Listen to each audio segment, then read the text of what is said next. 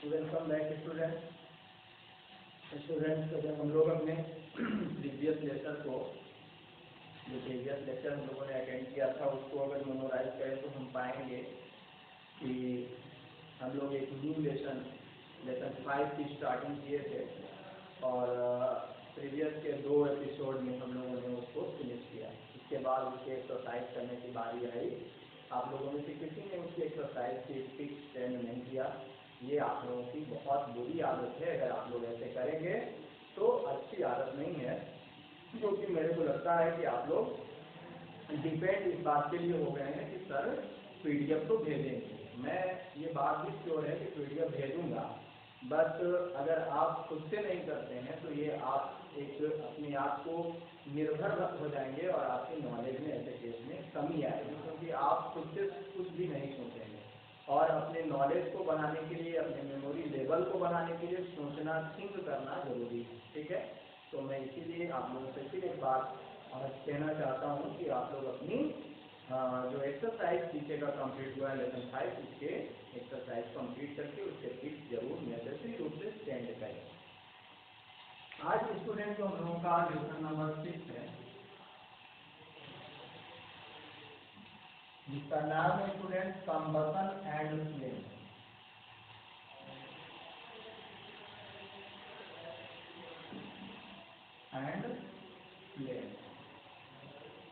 ठीक है ना, कंबसन एंड फ्लेम।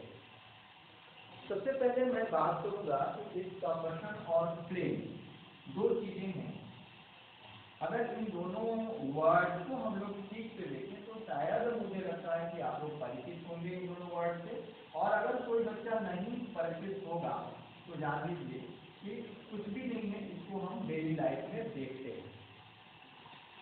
आप अपने घरों में गैस जलाते होंगे, आप अपने घरों में कोई भी फ्यूल जलाते होंगे, लाइक फूड जलाते होंगे, कोल जलाते होंगे। ठीक है, all the burning of fuel is kind of combustion. किसी भी फ्यूल का जलना ही कंबशन है स्टूडेंट। किसी भी फ्यूल का जल जाना ये कंबशन है। और वो जब जलता है तो उसके साथ आप लोग ये देखते होंगे कि कुछ इस तरह का सिंबल बनते हैं। जैसे कैंडल जल रहा है तो कैंडल के ऊपर इस तरह से येलो टाइप का कोई सिंबल बनता है। इसके सिंबल जो बनते हैं, जो एक स्ट्रक्चर तैयार होता है, इस स्ट्रक्चर का नाम है फ्लेम।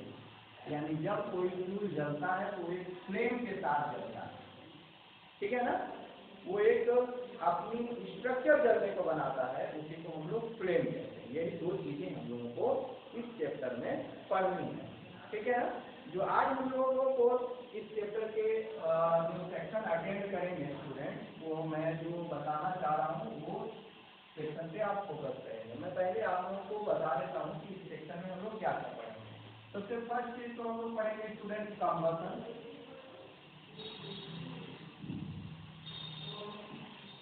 सेकेंड हम लोग जो पढ़ेंगे वो कंडीशन फॉर कंबसन।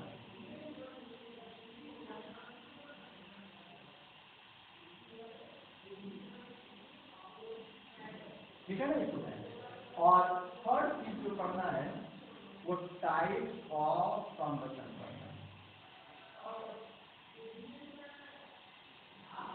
बात समझ में आ गई? तो ये 3 बातें हम लोगों को आज क्या करनी है, पढ़नी है। अब आता है बात कि कंबसन। तो मैंने क्या कहा कि बर्निंग है ना, क्या बर्निंग ऑफ, ठीक है, the process of burning is called combustion. जो किसी चीज के जलने का प्रोसेस है उसका नाम क्या है, कंबसन है। और जब भी कंबसन होता है तो कंबसन के दौरान हम लोगों को 2 चीजें मिलती हैं। एक होता है स्टूडेंट हीट और एक होता है लाइट। ठीक है, कंबसन जो है वो एक प्रकार का केमिकल रिएक्शन होता है स्टूडेंट, जिसमें ऑक्सीजन का प्रेजेंट होना नेसेसरी है। यानी कभी भी किसी चीज का जलना अगर चाहिए या जलना हो, कंबसन करानी हो, तो उसके लिए ऑक्सीजन का प्रेजेंस जरूरी है। अगर ऑक्सीजन नहीं है तो ऐसे केस में कंबसन स्टार्ट नहीं होगा। जैसे अगर हम आपको एग्जाम्पल के रूप में दिखाएं तो आप निश्चित रूप से ये देखे होंगे कि अगर आपके घर में लैंप है ना, क्या बोला, लैंप, तो लैंप जो रहता था वो कुछ इस सिंपल में रहता था। मैं ऐसा दिखा रहा हूँ आप लोगों को, नीचे में इस टाइप से बर्नर बनी रहती थी,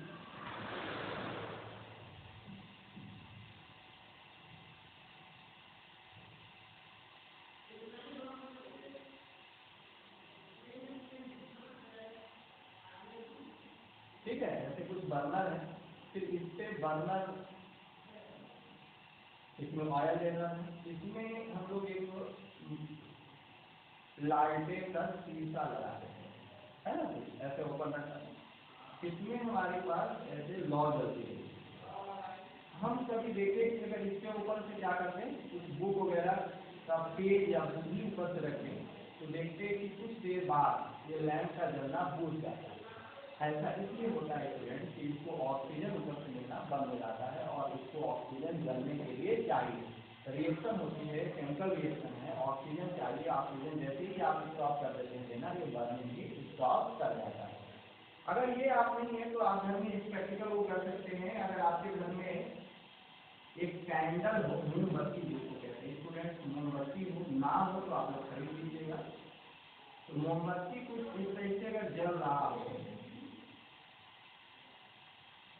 है ना, और इस मोमबत्ती के ऊपर आप कांच का गिलास रख दीजिए, ऐसे बत्ती रहता है उसमें टच ना करके थोड़ा बड़ा सा गिलास लीजिएगा और रख दीजिए, देखेंगे आप ऑटोमेटिकली कुछ देर के बाद ये सिलेंडर जलना बंद कर देगा, बुझ जाएगा। ठीक है, ये सारे प्रैक्टिकल ये बात को प्रूव करता है कि ये नेसेसरी है क्या चीज, कंबशन के लिए ऑक्सीजन का होना। ठीक है, जैसे अगर हम बात करें कंबशन करा रहे हैं कार्बन का, तो कार्बन क्या करता है, कार्बन के पास सी होता है, उसको ऑक्सीजन नेसेसरी रूप से चाहिए और वो कंबशन करके बना क्या लेगा स्टूडेंट, CO2 बना लेगा। क्या बना लेगा, CO2।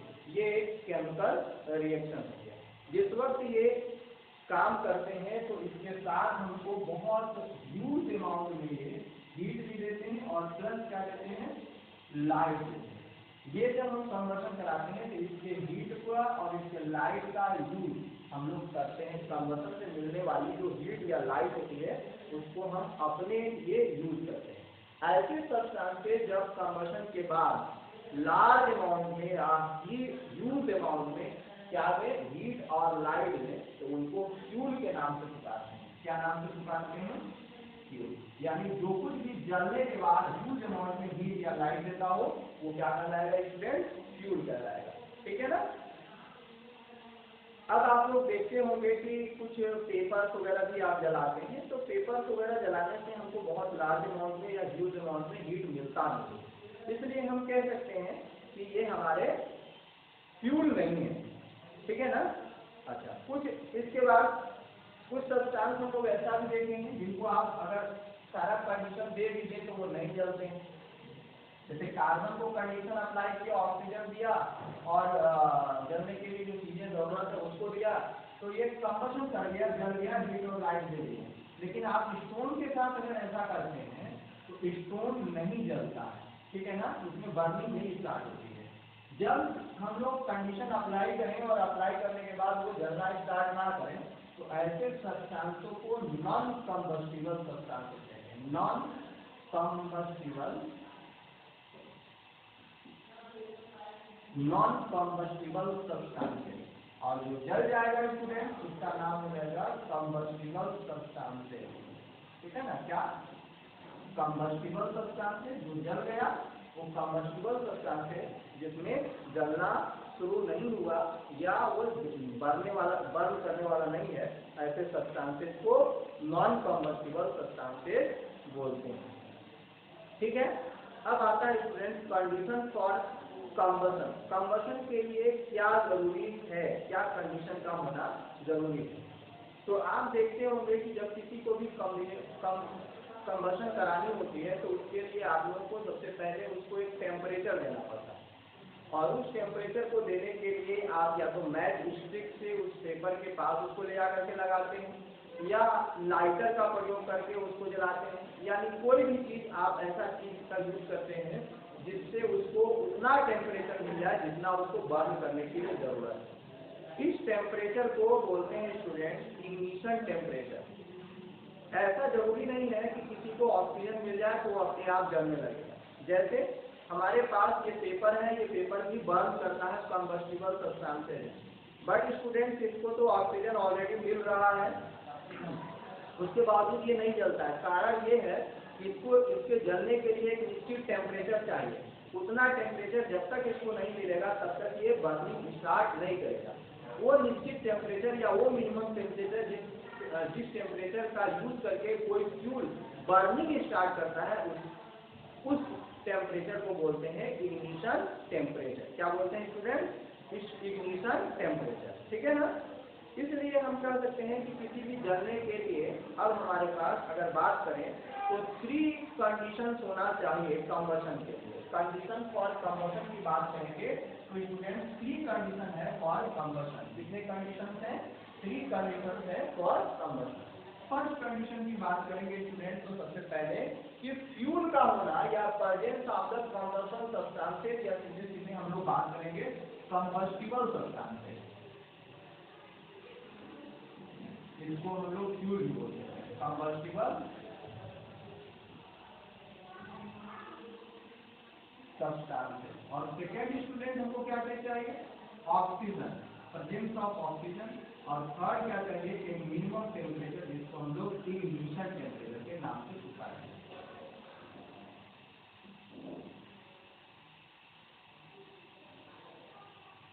ठीक है ना? क्या बोलेंगे? Ignition temperature. ये 3 चीज अगर ये 3 रिक्वायरमेंट अगर है और ये 3 चीजें वहां पर प्रेजेंट है तो कोई भी फ्यूल जो कंबस्टिबल होगा वो जलना शुरू कर जाएगा। ठीक है ना? इसके बाद आप लोगों को एक बात और बतानी है कि इग्निशन टेम्परेचर क्या है ना? तो थोड़े देर पहले तो मैं बात किया है, फिर से एक टॉपिक के तहत मैं आपको बात करना चाहूंगा कि इग्निशन टेम्परेचर है क्या। तो सीधे सीधे जान लीजिएगा इग्निशन टेम्परेचर के बारे में कि वह मिनिमम टेम्परेचर जो किसी भी सब्सटेंस को या कंबस्टिबल सब्सटेंस को जलने के लिए आवश्यक हो, नेसेसरी हो या रिक्वायरमेंट हो, नीड हो, मिनिमम टेम्परेचर को क्या बोलते हैं स्टूडेंट? उसका इग्निशन टेम्परेचर। और ये फ्यूल टू फ्यूल वेरी भी करेगा। जैसे अगर हम बात करें वुड को और हम बात करें पेपर को, तो वुड को इग्निशन टेम्परेचर ज़्यादा चाहिए। एक मैच स्टिक से बहुत ईजी वुड में लकड़ी में आग नहीं पकड़ता, बट एक मैच स्टिक से आसानी से हम क्या करते हैं? पेपर में आग पकड़ा लेते हैं। इसका कारण ये हुआ स्टूडेंट कि पेपर का इग्निशन टेम्परेचर वुड के इग्निशन टेम्परेचर से कम है। यही वजह है कि एक हम मैग्नीफाइंग ग्लास का यूज करके और हम पेपर को सूर्य की रोशनी में भी जला लेते हैं। ये सब ऐसा इसलिए हो पाता है क्योंकि इसके इग्निशन टेम्परेचर बहुत मिनिमम है। ऐसे ही स्टूडेंट्स हमारे पास एक मेटल है सोडियम। ये भी सोडियम बहुत आसानी से ऑक्सीजन से रिएक्शन कर लेता है और इग्निशन टेम्परेचर इसका बहुत कम चाहिए, इसलिए इसको क्या कर लेते हैं? आसानी से ये जल जाता है, बहुत इजीली क्या कर जाता है? जल जाता है। वैसे ही हमारे पास फास्फोरस भी बहुत कम टेम्परेचर पर हम लोग को अलग से टेम्परेचर भी देने की जरूरत नहीं पड़ती और ये बर्न करने लगता है। ऐसे लोगों के लिए हम कह सकते हैं कि इनकी इग्निशन टेम्परेचर बहुत लो होती है। इनको खुले वातावरण में अगर छोड़ दिया जाए तो ये आराम से बर्निंग करना शुरू कर देते हैं। इसीलिए फास्फोरस को रखा जाता है वाटर में और सोडियम को रखा जाता है केरोसिन ऑयल के अंदर कोल्ड करके, ओपन नहीं रखा। ठीक है? इसके बाद स्टूडेंट्स मैं बात करूं तो टाइप्स ऑफ कंबशन की बात होगी। टाइप्स ऑफ कंबशन में हम लोग देखेंगे कि जब कंबशन होता है तो कितने टाइप के होता है। एक होता है स्टूडेंट्स स्पॉन्टेनियस कंबशन।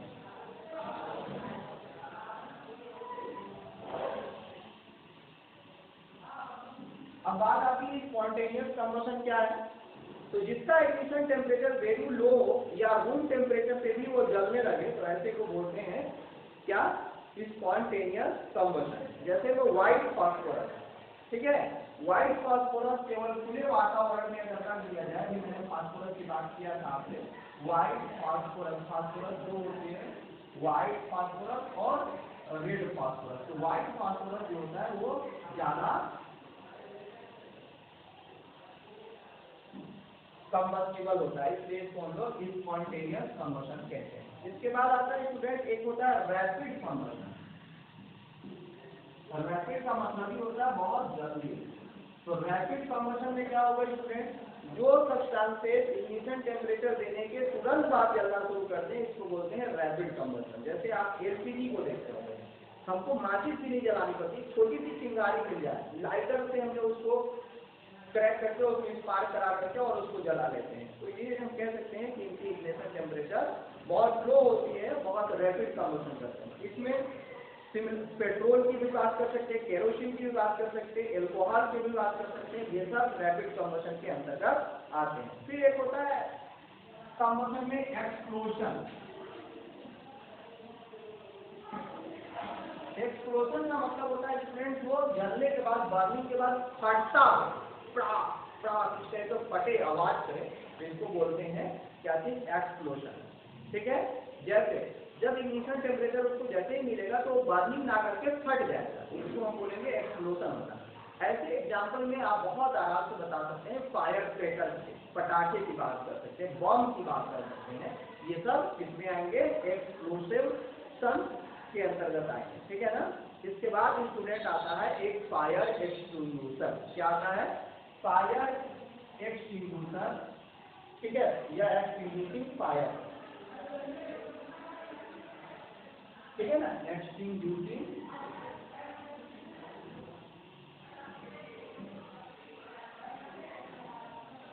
फायर। इसकी जब बात करेंगे स्टूडेंट, एक्सटिंग्विशिंग फायर में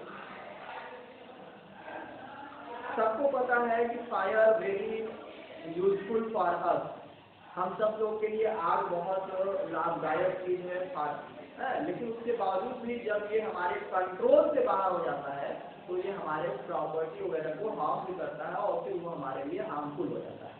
इसलिए हम लोगों को इसको कंट्रोल करने का दो तरीका होता है। एक तरीका तो ये है स्टूडेंट की सीधे सीधे जहाँ पर आग लग रही है उस आग का फ्यूल का कांटेक्ट ऑक्सीजन से छोड़वा दें। उसके लिए क्या होगा कि हम या तो उसके ऊपर बालू डाल दें या कोई भी ऐसा काम कर दें जिससे वो क्या हो जाए, उसका एयर से कनेक्शन टूट जाए, या फिर उसके टेम्परेचर को हम बहुत लो कर दें। जो टेम्परेचर उसको मिल चुका है वो टेम्परेचर उसके इग्निशन टेम्परेचर से डाउन कर दे तो वो बर्निंग बंद कर देगा।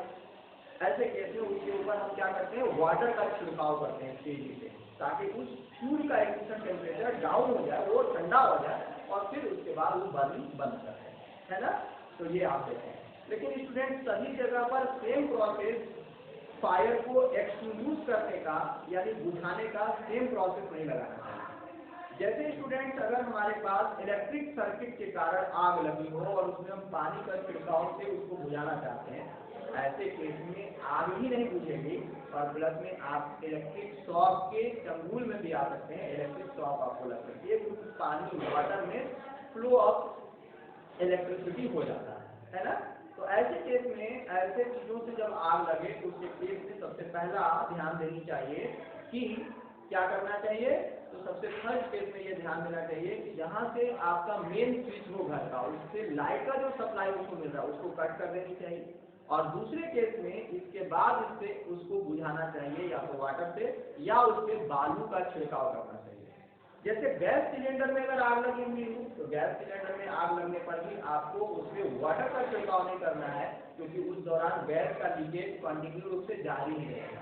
ऐसे केस में आपको करना क्या चाहिए कि बालू वगैरह उस पर ढकना चाहिए, बालू से ढकना चाहिए। अगर बालू से ढक जाते हैं तो उससे आपका आग भी बुझ जाएगी और फिर गैस भी कंट्रोल में आपका हो जाएगा, ठीक है ना।